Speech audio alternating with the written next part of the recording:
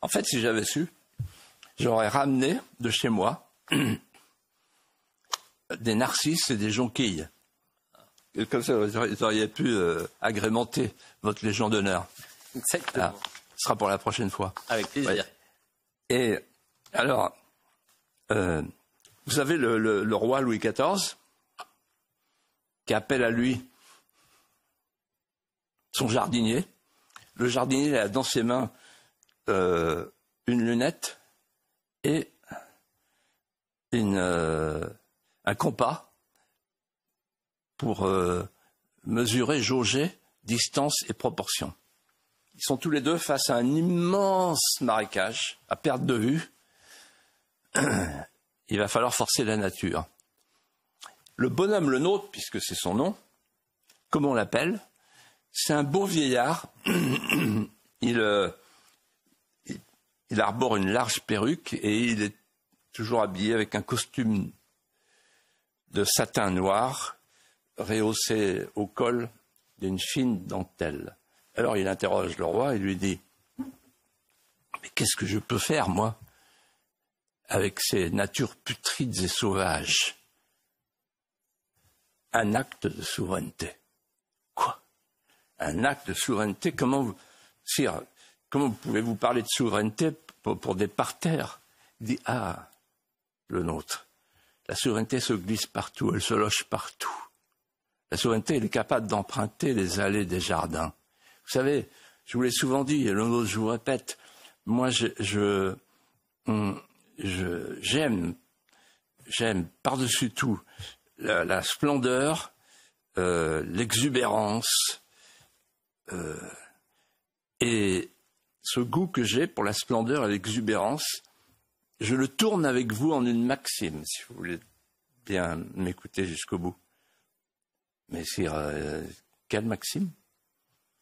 Je veux qu'ici, sur ce marécage que vous allez transformer, je veux que tout soit régi par les instruments de la régale. Les instruments de la régale, oui. Il faut que l'autorité se glisse jusque dans l'inspiration de chaque massif. Mais comment voulez-vous, sire, comment appliquer la régale à des taupières? Comment mettre de l'autorité dans une boule de buis? Mais en fait, qu'attendez-vous de moi? Que voulez-vous? Quel genre de jardin voulez-vous que je dessine? Un jardin régalien. Et qu'est-ce donc qu'un jardin régalien? C'est un jardin dans lequel le sceptre et la main de justice s'unissent à partir des mêmes harmonies. Mais comment, moi, avec mon art, je vais traduire cela? Comment je vais incarner votre dessein, sire? Par l'allégorie, le nôtre. Vous savez très bien, le nôtre mieux que personne, parce que vous êtes un jardinier confirmé, qui a une rhétorique des fleurs et des parterres, qui ont leurs mots à eux, des bons mots, des tournures d'esprit.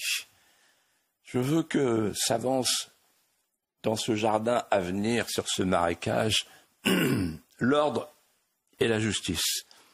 Le nôtre, je vais répondre à la question que vous m'avez posée il y a quelques instants. L'ordre, en esthétique, porte un nom, la symétrie. Et la justice, en esthétique, porte un autre nom, la perspective. Le nôtre, je vais vous dire pourquoi je vous ai choisi. Parce que vous êtes le seul jardinier allégorique de mon royaume. Le seul à avoir compris le nombre d'or d'un peuple qui jardine, comme il a construit ses cathédrales.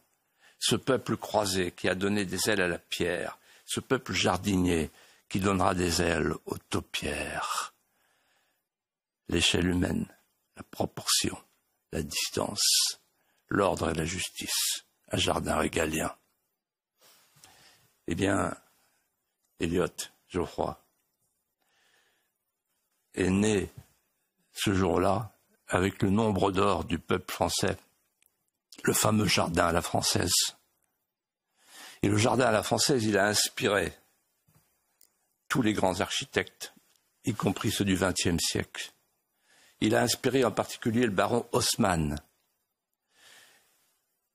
Le baron Haussmann, un jour on lui dit « Mais comment vous faites pour dessiner tout cela ?» Et il dit « Vous savez, la beauté universelle d'une ville, il pensait à Paris à l'époque, la beauté universelle d'une ville tient à 3 critères.